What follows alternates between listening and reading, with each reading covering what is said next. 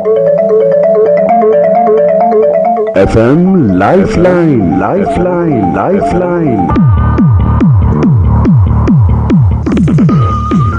FM lifeline सुनने वाले सभी श्रोताओं को अश्विनी कुमार का नमस्कार। और जैसा कि आजकल हम साइकियाट्री विभाग PGI चंडीगढ़ के साथ एक सीरीज कर रहे हैं, उसी सिलसिले में हमारे साथ आज स्टूडियो में उपस्थित हैं डॉक्टर स्वपनजीत साहू और डॉक्टर राहुल चक्रवर्ती।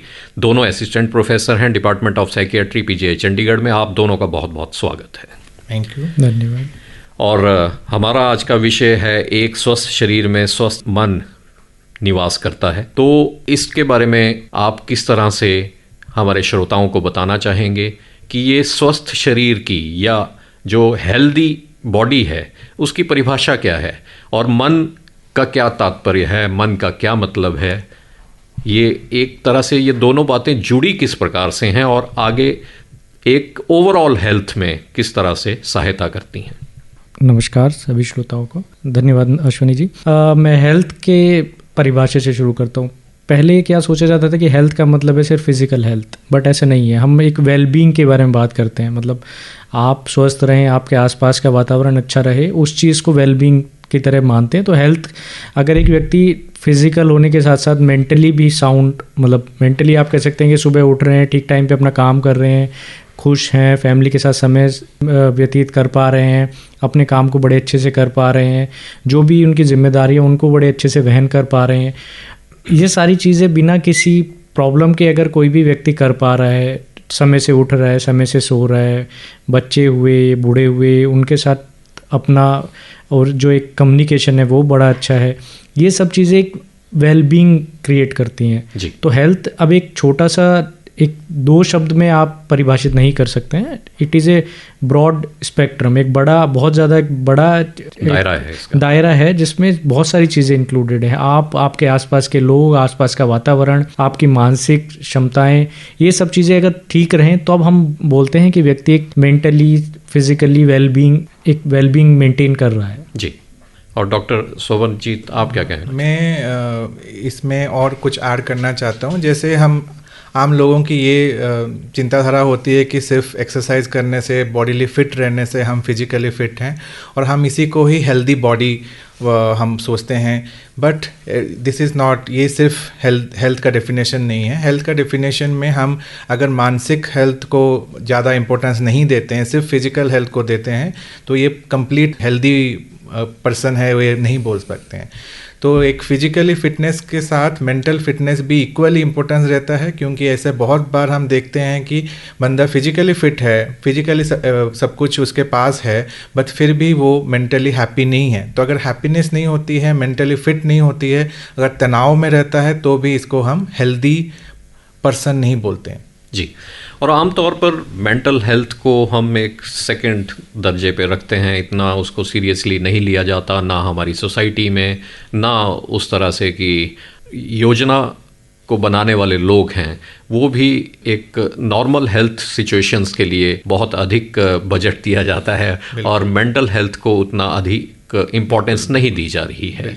तो आप क्या कहते हैं, कितना इसको इम्पोर्टेंस दिया जाना चाहिए? क्योंकि इसी के साथ, जैसे अभी आपसे रिकॉर्डिंग से पहले चर्चा कर रहे थे कि किसी व्यक्ति को अगर डायबिटीज़ है तो कई बार डायबिटीज़ का इंटरनल मेडिसिन का डॉक्टर उसको, पेशेंट को बोलता है कि आप जाकर एक बार साइकियाट्रिस्ट से मिल लो, और वो खासकर वो पेशेंट वो उनसे नहीं मिलते हैं। तो क्या ये जो बीमारियां हैं वो मानसिक स्थिति से भी जुड़ी हुई हैं?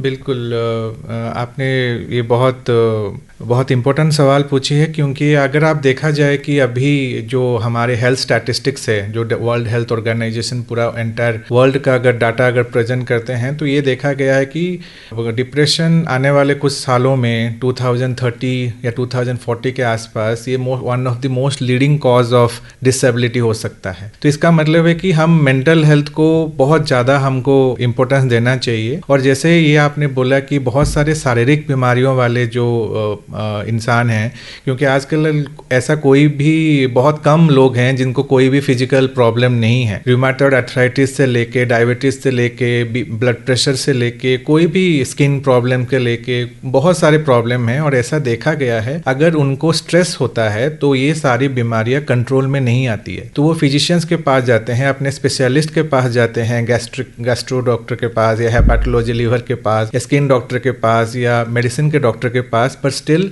उनकी बीमारियां कंट्रोल में नहीं आ पाती है। तो ये एक अवेयरनेस क्रिएट करना चाहिए कि हमको उनको पूछना चाहिए कि क्या कोई उनको अंदरूनी स्ट्रेस है, कोई फैमिली प्रॉब्लम है, स्लीप प्रॉब्लम है, जिसकी वजह से उनका ये प्रॉब्लम ठीक नहीं हो पा रहा है। तब अगर डॉक्टर सस्पेक्ट करता है कि उनको कोई डिप्रेशन और एंग्जाइटी है, जो कि हम इसको बोलते हैं common mental health disorder, common mental disorder, वो बहुत कॉमन है, इसीलिए इसको कॉमन मेंटल डिसऑर्डर्स बोलते हैं, डिप्रेशन एंड एंग्जाइटी। तो अगर उनमें है, अगर उनको कंट्रोल नहीं किया जाता है तो वो फिजिकल प्रॉब्लम भी या फिर जो मेडिकल कंडीशन है वो भी कंट्रोल में नहीं आती है।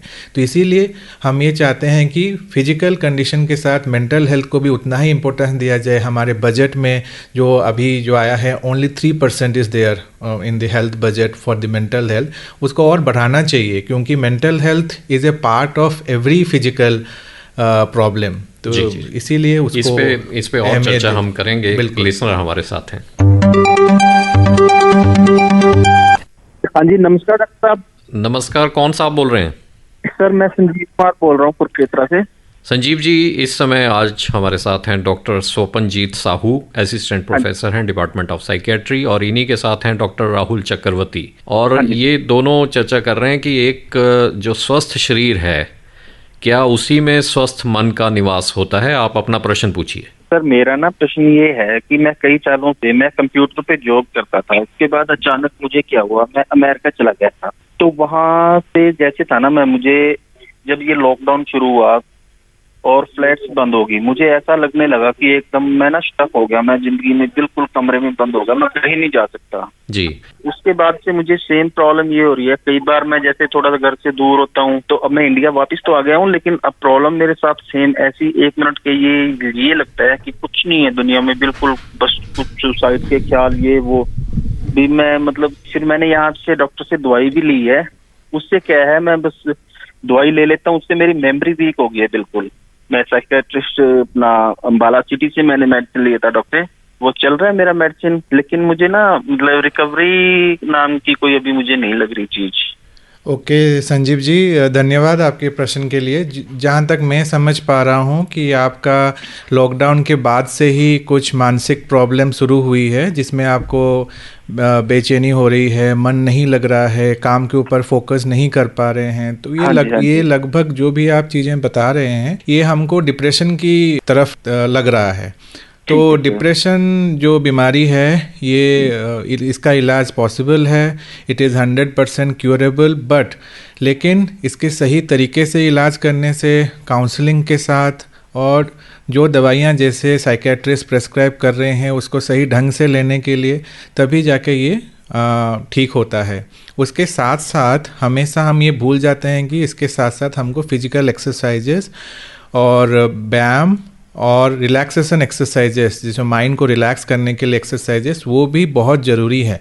तो हमेशा सिर्फ दवाइयों से चीज़ें ठीक नहीं होती है, इसके साथ साथ हमको कुछ शारीरिक एक्सरसाइजेस और मानसिक एक्सरसाइजेस भी करनी होती है। तो जिससे माइंड ही नहीं जाता एक्सरसाइज की तरफ, बस ये रहता है कि मैं बीमार हूँ, मैं पता नहीं सारी दुनिया हंसी खेल रही है, सिर्फ मैं अकेला आदमी उदास हूँ बस। ठीक है, समझ पा रहे हैं आपकी प्रॉब्लम को। तो इसका मतलब ये है कि आपके डिप्रेशन पूरी तरह से ठीक नहीं हुआ है। तो इसीलिए इसके इलाज के लिए आप नियरेस्ट साइकेट्रिस्ट के पास फिर से जा सकते हैं, और आप हायर सेंटर में भी आके दिखा सकते हैं। आपका जैसे मैं आपसे काउंसलिंग लेना चाहूँ सर, आपसे ओपीडी में आपको जाना पड़ेगा। Department of psychiatry PGI Chandigarh में न्यू OPD में है, तो उसमें आप कार्ड बनवा के दिखा सकते हैं। और डॉक्टर राहुल भी आपको कुछ राय देना चाहते हैं। संजीव जी, सिर्फ आपको ही नहीं, बाकी लिसनर्स को भी मैं एक ये मैसेज देना चाहता हूँ कि कोविड के बाद से ये सारी चीज़ें वैसे ही थोड़ा बढ़ गई हैं। अगर डिप्रेशन, एंग्जाइटी, ये सबकी समस्याएं, PTSD हुआ, घबराहट हुई, ये सब समस्याएं थोड़ा बढ़ गई हैं। बट उनका अगर उचित समय पे सही से इलाज किया जाए, साथ में जैसे अभी डॉक्टर साहू ने बताया, एक्सरसाइज वगैरह करना, अपना प्रॉपर डाइट लेना, नींद ठीक रखना, रिलैक्सेशन एक्सरसाइज करना, वो सबसे ये चीज़ों से रिकवर किया जा सकता है। जी, धन्यवाद आपका। Thank you sir, thank you very much. FM lifeline में आपका स्वागत है। हेलो, नमस्कार जी। नमस्कार, कौन सा आप बोल रहे हैं? मैं गुरमीत सिंह बात कर रहा हूँ, सेक्टर 41 चंडीगढ़ से। गुरमीत सिंह जी, इस समय हमारे साथ 2 साइकियाट्रिस्ट हैं PGI चंडीगढ़ से और आपके प्रश्नों के उत्तर दे रहे हैं। डॉक्टर स्वपनजीत हैं और डॉक्टर राहुल हैं। प्रश्न पूछिए अपना। जी, मैं ये प्रश्न पूछना चाहता हूँ, मुझे OCD की प्रॉब्लम है। ये भी एक साइकेट्रिक प्रॉब्लम है सर। एक्चुअल में क्या है कि मुझे OCD थॉट्स आते हैं, OCD ऑब्सेसिव कंपल्सिव डिसऑर्डर। हाँ जी। तो एक ही काम को बार बार करते रहना, रिपीट करते रहना, इससे काफी टाइम खराब होता है। बिल्कुल।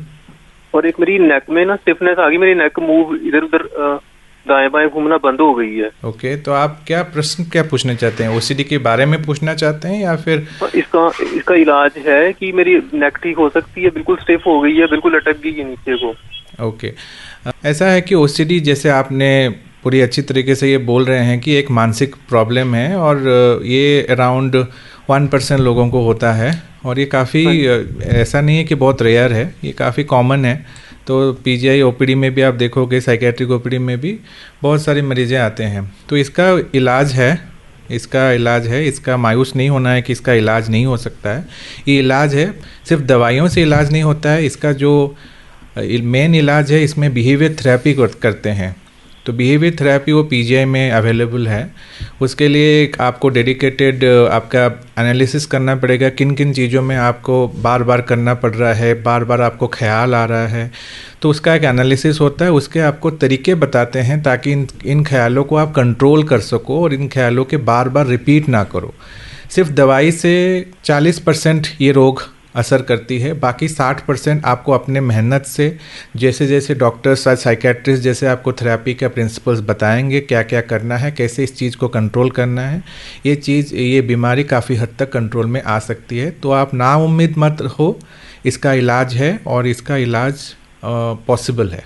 मेरी बॉडी में वाइब्रेशंस होती है, जैसे मेरे ख्याल पार्किंसंस कहते हैं जिसे। ये हो सकता है किसी दवाई की वजह से भी हो सकता है, उसके लिए असेस करना पड़ेगा आपको फिजिकली। आप कभी भी OPD बॉडी मेरी वाइब्रेट करती है, जैसे भूकंप आता है ना, बिल्कुल ऐसे। गुरमीत जी, ये घबराहट की वजह से भी हो सकता है, दवाइयों की वजह से भी हो सकता है, आपकी OCD के। हाँ जी, तभी हम आपको बोल रहे हैं, एक बार आप हमारे साइकेट्री OPD आएंगे, आपका असेसमेंट कर लिया जाएगा, उसके आगे जो भी ट्रीटमेंट का प्रोटोकॉल है। तो PGI में कौन से डिपार्टमेंट में आना पड़ेगा? साइकेट्री डिपार्टमेंट में हर दिन OPD होती है, सुबह 8 बजे से 11 बजे तक आप रजिस्ट्रेशन करा सकते हैं वहीं पे आके। तो इसका इलाज पक्का है ना कि पहले जैसे? हाँ जी, हाँ जी, हाँ जी। चलो ठीक है, थैंक यू डॉक्टर। धन्यवाद। FM लाइफलाइन में आपका स्वागत है। नमस्कार जी। नमस्कार, अपना प्रश्न पूछिए। डॉक्टर राहुल हैं, डॉक्टर स्वपनजीत हैं इस समय हमारे साथ, डिपार्टमेंट ऑफ साइकियाट्री से, PGI चंडीगढ़ से। हाँ जी। कौन बोल रहे हैं? मैं रविंद्र कुमार बोल रहा हूँ, गांव झांसा, जिला कुरुक्षेत्र, हरियाणा से जी। मेंटल हेल्थ प्रॉब्लम्स पे बात कर रहे हैं। हाँ जी, नमस्कार डॉक्टर साहब। नमस्कार जी। मैं झांसा से बोल रहा हूँ। मेरे को ना 6 साल हो गया सेक्रेटरी से, डॉक्टर से दवाई लेते 32 सेक्टर से। हाँ जी। जब भी जाता हूँ दवाई रिपीट करके देते हैं, भाई दवाई ठीक चल रही है। आपको प्रॉब्लम क्या है वो बताइए। मेरे को नींद आती है ना, बेहोशी वाली नींद आती है, जब दिन में सोऊं या रात में सोऊं। अच्छा। नींद वाली दवाई तो बंद कर रखी है मैंने, करवा दी डॉक्टर साहब ने।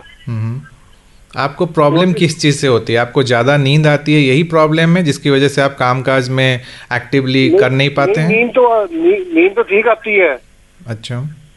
पर बेहोशी वाली नींद आती है, जैसे मैं सो जाऊँ ना, जब मेरे को यही नहीं पता लगा मेरे पास कोई सोया है, कोई उठा है, कोई पता नहीं चलता।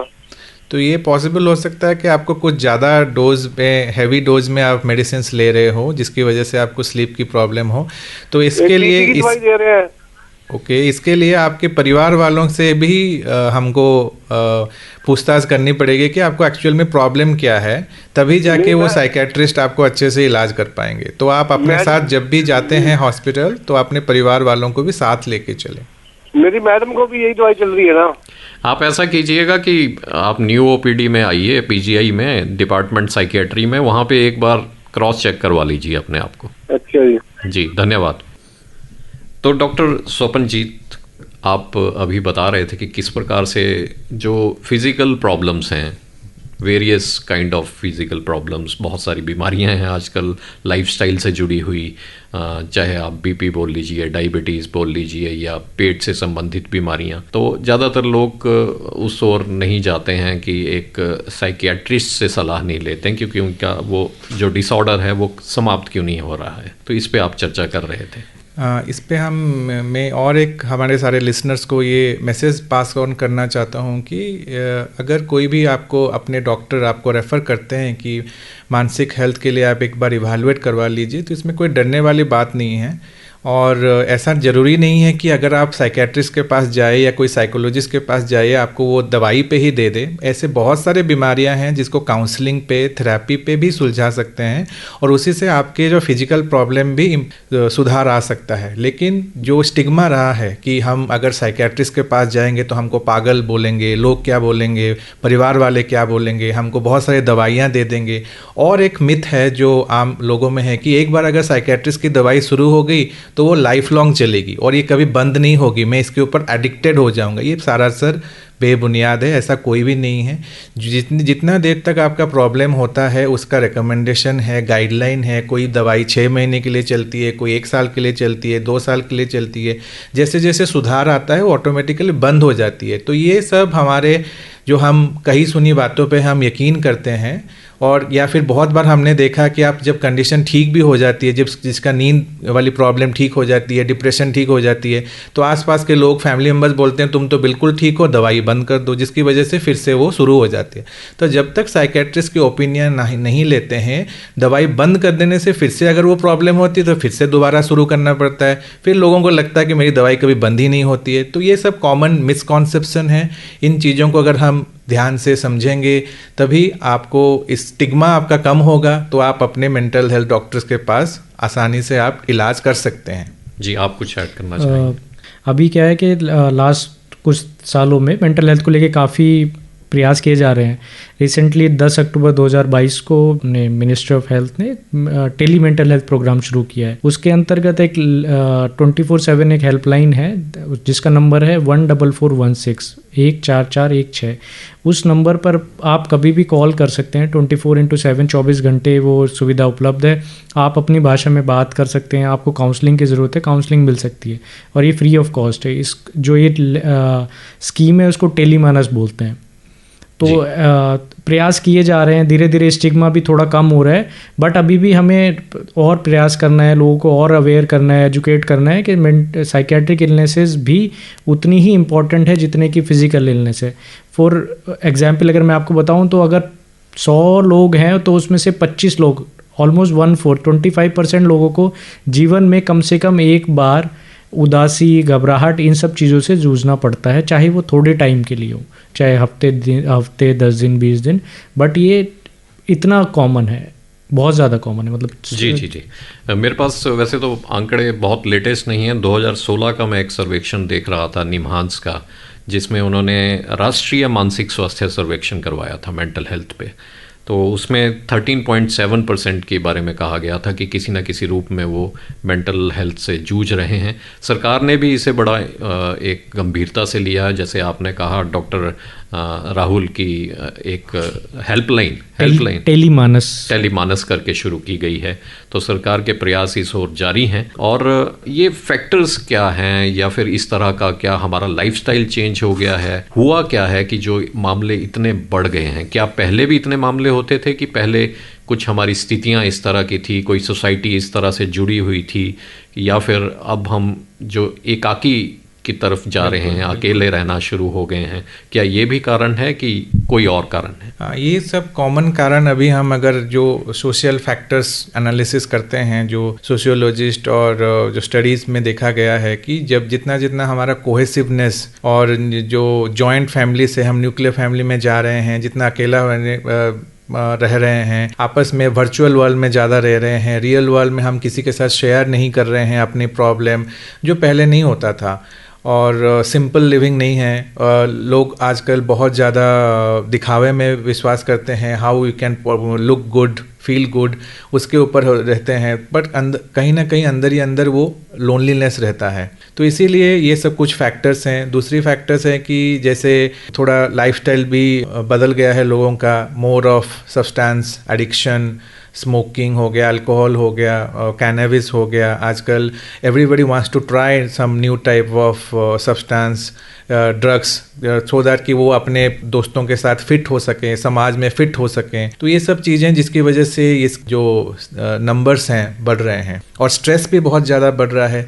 May be work related stress है, और सबके पास एक एक डेडलाइन होता है, टारगेट अचीव करने का जो बहुत ज़्यादा दबाव होता है, ये सब भी काफ़ी ज़रूरत पड़ती है। एंड वो बाकी लोग अपने लिए टाइम नहीं निकाल पाते हैं, जो पहले लोग अपने लिए टाइम निकालते थे, फैमिली के साथ स्पेंड करते थे, अपने फ्रेंड्स के साथ, या फिर अकेले भी शेयर करते थे, मेडिटेशन, योगा करते थे, वो सब काफ़ी कम हो गया है। जिसकी वजह से जितने भी हमारे जो ट्रीटमेंट प्रोटोकॉल है उसमें यही सब चीज़ें ऐड करने के लिए हमारे पास है। जैसे कि आप फैमिली के साथ टाइम स्पेंड कीजिए, अपना जो आपको रिलैक्सेशन एक्सरसाइजेस कीजिए, योगा कीजिए, प्राणायाम कीजिए, मेडिटेशन कीजिए। इसी से ही बहुत सारी चीज़ें बहुत जल्दी ठीक होता है।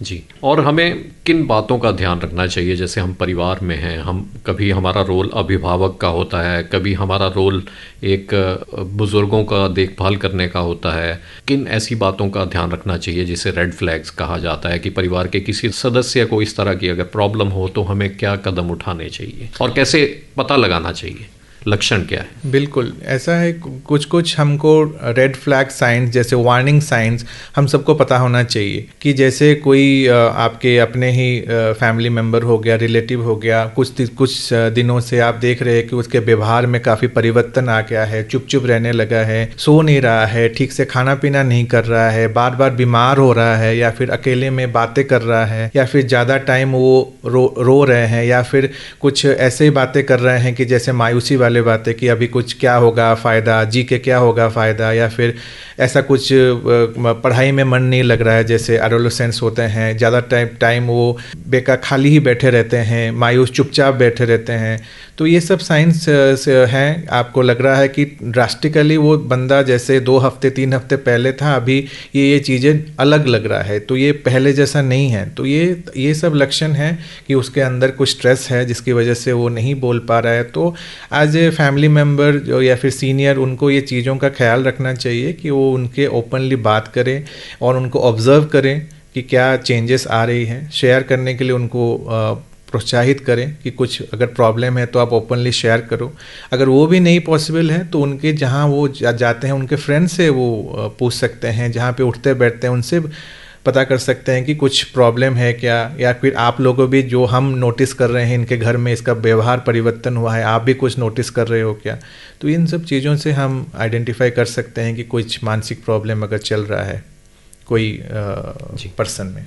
तो डॉक्टर राहुल, जैसा कि डॉक्टर शोभनजीत ने कहा कि घर वालों का क्या रोल होना चाहिए, रिलेटिव्स का क्या रोल होना चाहिए, उसी तरह जो यूथ होता है या फिर जो बच्चे होते हैं उनका सेकंड होम होता है स्कूल। तो स्कूल इंस्टीट्यूशन के तौर पे कार्य करता है और एक आदमी की लाइफ में बहुत इंपॉर्टेंट होता है। वहाँ पे क्या रोल होना चाहिए, जो वहाँ टीचर्स हैं उनका क्या रोल होना चाहिए कि अगर बच्चे को किसी प्रकार की प्रॉब्लम हो रही है। वैसे तो बहुत सारे जो गवर्नमेंट स्कूल्स हैं वहाँ पे काउंसलर्स रखे जाने लगे हैं, कुछ और स्कूल्स में भी काउंसलर्स, पर वो हमें जैसे अभी इस तरह से लगता है कि उतना अच्छा रोल नहीं अदा कर रहे।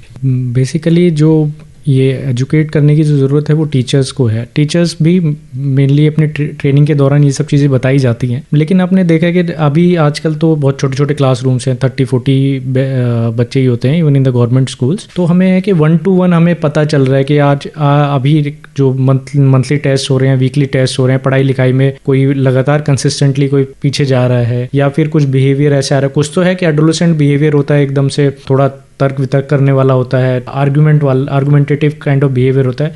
एक अगर उसको छोड़ने के उसके बावजूद भी, वो कंसेशन देने के बाद भी आपको लगता है कि बच्चा बहुत ज़्यादा रूडली बिहेव कर रहा है, लड़ाई झगड़े कर रहा है बाहर जाके, या उसका पहनावे में थोड़ा अंतर आ रहा है। पहले अभी भी आई थिंक स्कूल्स में रहता है कि बाल किस तरह से आपने काटने हैं, किस तरह से आपने कपड़े पहन के आने हैं, उन सब चीज़ों में कोई कंसिस्टेंटली बिहेवियर में चेंज आ रहा है ओवर 1 मंथ और 6 मंथ्स के एग्जाम में आपको देख रहा है। खेल कूद में पहले बच्चा बहुत अच्छा था बट अभी नहीं खेल पा रहा है, बाहर जाके लड़ाई झगड़े में पड़ रहा है। और सबसे इम्पॉर्टेंट है इस एज में नशे का, कि नशे में तो कोई बच्चा नहीं पड़ रहा है। उसके लिए आपने देखना है कि नॉर्मली दिख जाता है कि आँख वगैरह लाल तो नहीं हो रही है, मुंह से स्मेल तो नहीं आ रही है, दांतों में कुछ तंबाकू वगैरह अगर कोई बच्चा लेना शुरू करता है तो उसमें कोई दिक्कत है, चोरी चकारी की, लड़ाई झगड़े की, ये सब की कंप्लेंट्स। तो बेसिकली टीचर्स, जो पेरेंट टीचर मीटिंग जो होती है, that plays an important role. आपने एक दूसरे को फीडबैक देना है, फीडबैक लेना है। बच्चों के केसेस में ये काफ़ी इंपॉर्टेंट है। मैं दोनों से यह पूछना चाहूँगा कि अगर कोई मेंटल हेल्थ की प्रॉब्लम से जूझ रहा है तो किस प्रकार से वो अपनी दिनचर्या में बदलाव लाकर और साइकियाट्रिस्ट से कंसल्ट करके दवाइयाँ लेने के पश्चात किस प्रकार से वो एक पूरी की पूरी कंडीशन को रिवर्स कर सकता है और दोबारा एक हैप्पी लाइफ लीड कर सकता है। बिल्कुल, तो इन सब चीज़ों को हम बोलते हैं कि नॉन फार्माकोलॉजिकल ट्रीटमेंट। फार्माकोलॉजिकल मतलब दवाई, नॉन फार्माकोलॉजिकल मतलब अपार्ट फ्रॉम मेडिकेशंस और दवाई। तो इसमें पहले आता है स्लीप साइकिल। अपने स्लीप साइकिल को मेंटेन करना है, एक ही टाइम पे सोने के लिए कोशिश करना है और एक ही टाइम में उठने के लिए कोशिश करना है, जिससे हमारा स्लीप साइकिल जो है वो काफ़ी ठीक हो, क्योंकि अगर स्लीप ठीक होता है तो काफ़ी स्ट्रेस कम होता है। नंबर 2 जो होता है, हम कुछ टाइम अपने निकाल के एक्सरसाइज के लिए, फिजिकल एक्सरसाइज हो गया, योगा हो गया, प्राणायाम हो गया, मेडिटेशन हो गया, उसी में भी कर सकते हैं। नंबर 3 जो इम्पोर्टेंट है, वी शुड अवॉइड कोई भी नशा वाली चीज़ें, जैसे अल्कोहल हो गया, स्मोकिंग हो गया, क्योंकि ये देखा गया है कि अगर कोई पर्सन अल्कोहल और स्मोकिंग करता रहता है तो उसका स्ट्रेस लेवल ज़्यादा बढ़ता रहता है। हम ये सोचते हैं कि अल्कोहल लेके बंदा सो गया, रिलैक्स हो गया, स्मोक करके रिलैक्स हो गया, लेकिन रिलैक्स नहीं होता है, वो प्रॉब्लम बढ़ती है। तो कुछ टाइम के लिए वो सो जाता है बट वो प्रॉब्लम चलती रहती है। तो एक्सरसाइज हो गया, मेडिटेशन हो गया, नशे से दूर रहना, स्लीप हैबिट को ठीक करना और थोड़ा टाइम निकाल के अपने फैमिली और रिलेटिव्स के साथ अच्छे से क्वालिटी टाइम स्पेंड करना, these are some of the good tips which can improve mental health.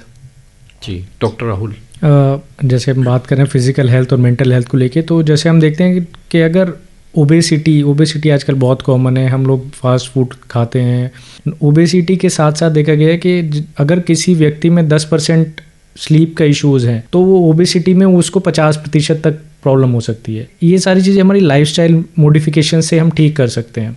Cardiovascular disease हैं, उसमें देखा गया कि स्ट्रेस और ये सब चीज़ें लगभग 50 से 60% तक रिस्क बढ़ा देते हैं कार्डियोवैस्कुलर डिजीज़ का, डायबिटीज़ का। तो ये सब चीज़ें जो सर ने भी बताया है कि regular exercise, sleep cycle maintain करना, कुछ अपने लिए एक मेंटल एक्सरसाइज अपना एक क्रिएट करना या एक हैबिट क्रिएट करना, जैसे आपने चंडीगढ़ में आप रह रहे हैं तो गार्डनिंग वगैरह कर सकते हैं। ये सारी चीज़ें एक हैबिट क्रिएट करना, और अगर टीम स्पोर्ट्स में पार्टिसिपेट कर सकते हैं, that is a very good thing. बच्चों के लिए भी आपने प्रोत्साहित करें बच्चों को कि वो टीम स्पोर्ट्स में ज़्यादा पार्टिसिपेट करें। उससे एक दूसरे से बातचीत करने का, कम्युनिकेशन का पैटर्न अच्छा होता है, एक लीडरशिप क्वालिटी डेवलप होती है। तो ये सारी चीज़ें हैं कि अगर हम रिजिलियंस, अपने अंदर जो एक क्षमता है स्ट्रेस को झेलने की, अगर वो हम अच्छे से डेवलप कर लेते हैं तो ये सिर्फ ना कि मेंटल हेल्थ के लिए बेटर रहता है, इनफैक्ट फिजिकल हेल्थ के लिए भी ये बेटर रहता है।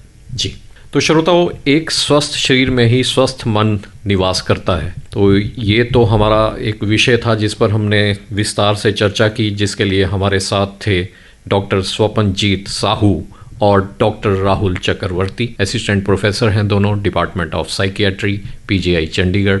आप दोनों ने बहुमूल्य समय हमारे इस कार्यक्रम के लिए निकाला, इसके लिए आपका बहुत बहुत धन्यवाद। Thank you all. इसी के साथ आज का FM लाइफलाइन कार्यक्रम यहीं पर समाप्त होता है। आज के कार्यक्रम को रिकॉर्ड करवाने में तकनीकी सहयोग रहा प्रेम सिंह का, और अब अश्विनी कुमार को आज्ञा दें। नमस्कार। FM lifeline, lifeline, lifeline.